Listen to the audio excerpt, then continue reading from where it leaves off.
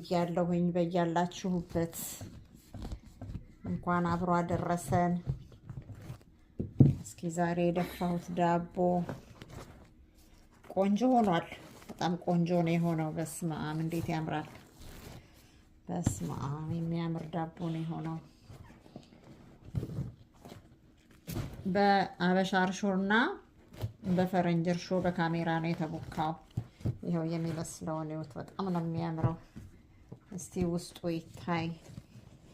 ድፎ ዳቦ ያማራችሁ።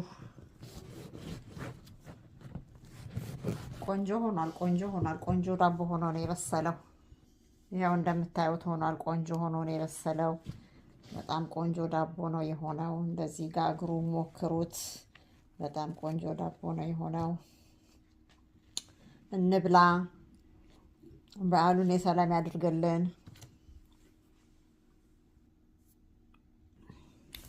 ድፎ ዳቦ ተጋግሮ ይቆያል፣ ይቀመጣል።